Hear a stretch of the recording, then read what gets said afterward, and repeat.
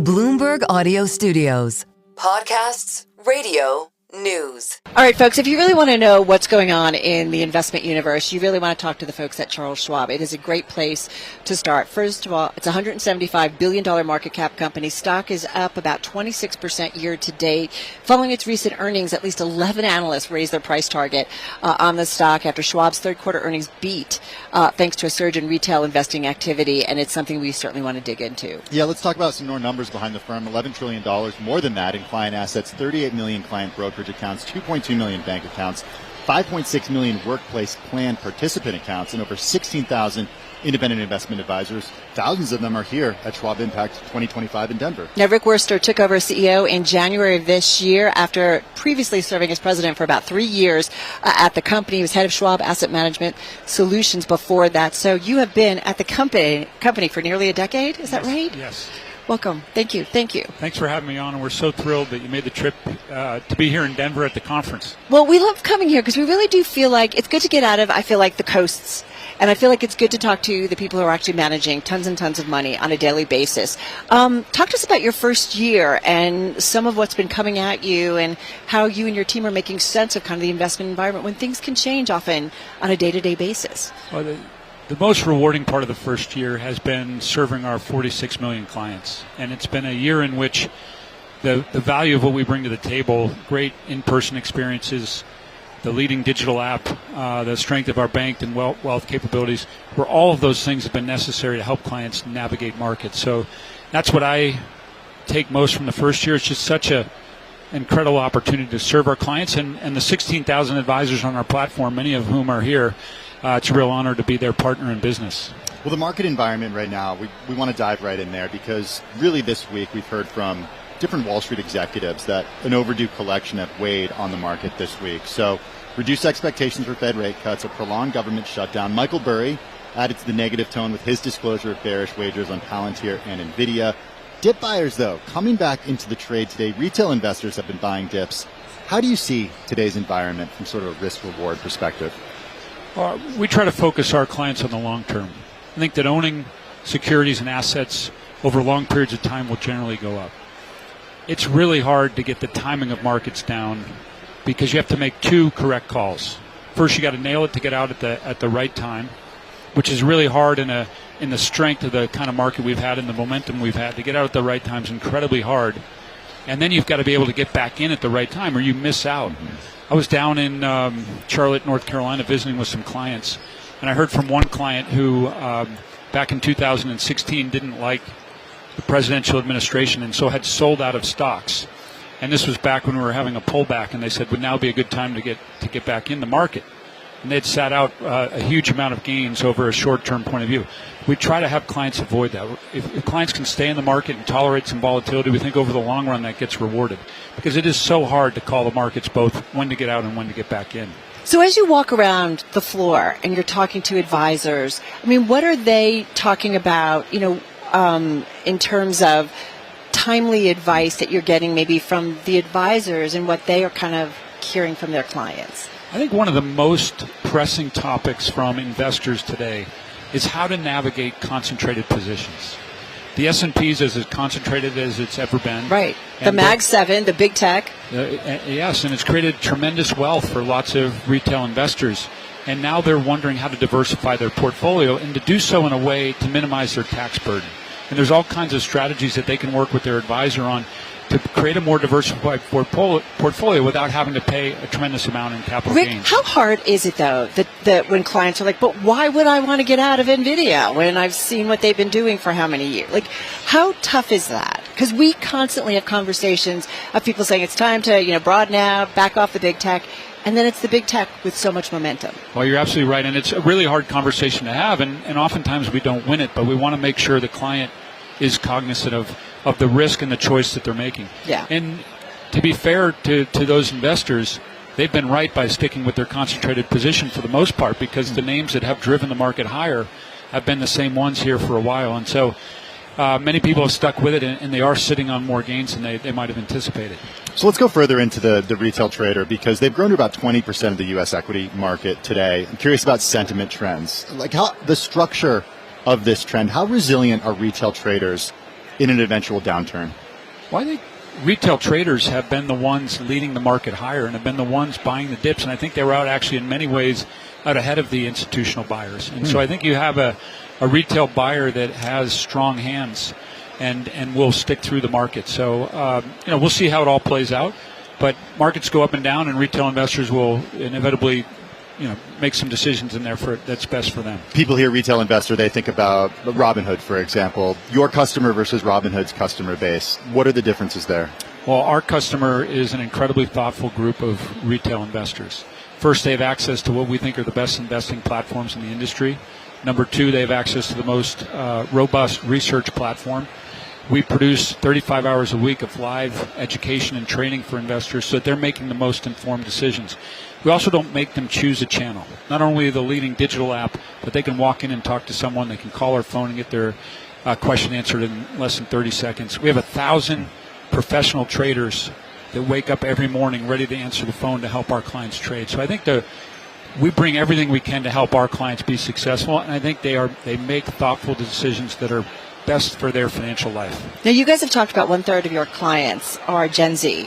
So talk to us about how you continue to bring them in. How do you defend them, keeping them in? What do you need to kind of do to serve them and keep them on your platform? Yeah, so 1/3 of our new-to-firm clients are Gen Z, which is between the ages of 13 and 28. We are having tremendous success. Forgive me, that was new customers, right? It's new customers, but we're having tremendous success with the young investor because we see through their eyes, and we put all the weight and strength of our firm behind helping them live their best financial life and make the smartest financial decisions for them. We don't just say, hey, here's a platform, go for it. Certainly many want to do that, and they can have at it. But we also stand behind every one of them if they want access to our research, they want to talk to a professional. And in terms of where we're finding them, it's interesting. I went to our marketing department and I said, hey, I don't see enough about our advertising to young people. And they said, Rick, it's because you're not cool and in the places where young people go. But did that hurt? It hurt a little, but we're the number one followed financial services company on YouTube. Yeah. We're all over TikTok. We're on all these different places where young people are, and they're attracted to the breadth of the Schwab value proposition and how different it is than other offers they see in the market. Speaking of what's out there in the market. Wait. Go ahead. Are you going to ask about crypto? No, not yet. Do you want to wait? Yeah, I want to wait. All right, go. I want to ask about prediction markets. Okay. Because this is something that I think Gen Z wants. And Polymarket is back in the U.S. It is certainly related to crypto, right, Carol. What role does Schwab have in prediction markets in the future? Well, I think prediction markets started out with financial services companies with the best of intentions. They wanted their investors to be able to bet on what was going to happen with the inflation report, what's going to happen with the job report, or what the Fed's going to do. And they realized that there's not a lot of volume and interest in those events in the general public, and that there's already ways in financial markets to invest around those activities. And then the election happened, and the volume in prediction markets skyrocketed, right, and these companies got a windfall of money. And then they said to themselves, well, a presidential election only comes one out of every 4 years. How do we generate this level of interest on more of an ongoing basis so we can see this windfall more regularly?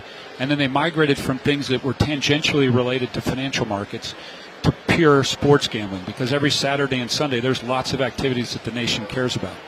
And now I think we're in a world where what's driving all the volume in prediction markets is pure sports gambling. So, yes or no for Schwab getting involved? That's something we gotta keep an eye on. You're considering it? We're not actively considering it. And the reason we're not actively considering it is our mission is to make our clients better off in their financial life. 5% of people, and actually I read this on Bloomberg very early this morning, 5% of people that put money into a gambling app take out more than they put in the first place. So gambling has proven to be a net negative contribution to your wealth. Now, it's fine if you use it as entertainment and you're doing it in a thoughtful way, but our mission is to make clients better off in their financial life and enhance their wealth. Does that then say to you that it's not a good idea in terms of the prediction markets and kind of mixing them with traditional investing? From my viewpoint, we want to do everything we can to put our clients in the best chance to grow their wealth. Right. And I think it's fine for people to gamble. People are going to gamble. Hopefully they do it in a responsible way. The thing I worry most about is the conflation between gambling and investing. If you're a young investor, you've got $10,000 in your account, you can move it easily between investing in a stock that over the long run is likely to go up over the course of your life. Right. Or you can go bet on the Eagles game that weekend. I think that is not the greatest thing for the retail investor. Speaking of gambling and perhaps gamification, crypto. Where does crypto fit into all of this for you guys? Well, crypto has become an asset class that many people have their full confidence and trust in, and they view it as a store of value. Right. And on our platform, we have lots of people engaged in crypto today. In fact, our clients own 20% of all the ETPs, crypto ETPs in our country. So our clients are big investors in crypto, and for most people, buying the exchange-traded product is the right way to go because they're not looking to transact in Bitcoin. They're just looking to get exposure to the price movements. Now, in addition to offering the ETP, we will, in time, offer spot crypto, and we're confident that we've got clients that are sitting at digital native firms that have been long Schwab clients that we know want to bring those assets back to Schwab, and we're looking forward to being able to do that. This year, next year? Next year. Still first half of 2026? That's what we're shooting for, and so far, so good. May, June? You have an idea? I'm not going to get that specific. I'd get slapped later by somebody. Well, last we don't year, want that to happen. Speaking of, last year you sat in this chair. We were in San Francisco, and we had a fun conversation about crypto. You made headlines. You said, this was a year ago, I have not bought crypto now, and I feel silly. You also said crypto investors have been right and that you haven't been right. So update us. Have you bought crypto since then? I have not bought crypto. I have nothing against crypto. I can certainly see the case of it. If people believe it's a store of value, it is scarce and it could go up. I think the blockchain is something that is likely to play a bigger part in markets, and therefore crypto can have some value around blockchain. For me personally, my investments are in assets that I consider to be productive assets. They're generating earnings, they're generating principal or interest, and that's where I focus my investment portfolio. It's interesting that you say that because when you said that comment to us last year in the middle of November, Bitcoin was at, and we were talking about Bitcoin, was at $100,000. Right now it's at about $104,000. So you look right by not actually getting in right then. Possibly. And Bitcoin and crypto generally is going to go up. It's going to go down. Its volatility is something, its standard deviation is something like 50%. So we should expect wild swings. And for the right group of folks, they want to own it. They believe passionately in it. And they should have it as part of their portfolio. For some investors, it's what they want to invest in. Private credit, private markets. How about that in terms of, you think, the role that will play in our retirement investors' accounts? Portfolios? In our retirement accounts? How do you feel about that one?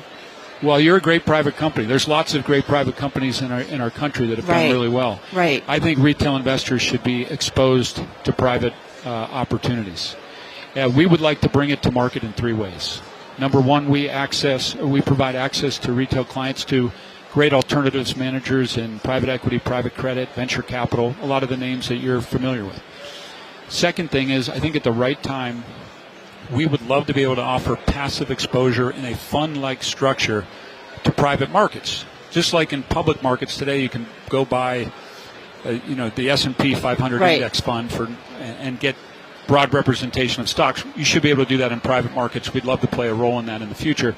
And then third, like you can buy individual stocks if you don't want either the active management or the passive exposure to the broad market, I think that marketplace for single security private companies should expand over time. And so those are the three ways we envision the market expanding, and we want to play a role in all three. Do we have to wrap? Can I get you 20, 30 seconds on elections and changes and environments and I think the midterms and what might happen next time at the White House? How does that fit into your thinking in terms of long-term strategy for the company? Because we've had a volatile year a little bit. Markets have thrived through all types of administrations and changes in presidents and changes in the Senate and House and all of that. And so our message to clients is stay diversified and be invested and stay invested and have a plan for your financial life. And if you do those things, they'll navigate different ups and downs associated with different administrations. And that's our counsel to clients. All right. So appreciate your time, as always, and fun to be at your event. Always love seeing you here, and I appreciate the commitment you both made to be here in Denver and be a part of the Impact Conference. Thank you. Well, hopefully we'll see you next year and more between now and then. Yeah, exactly. Rick Wurster, President and CEO of Charles Schwab, of course, kicking off our coverage here at Schwab Impact 2025. We are here in Denver. Rick, again, thank you so much.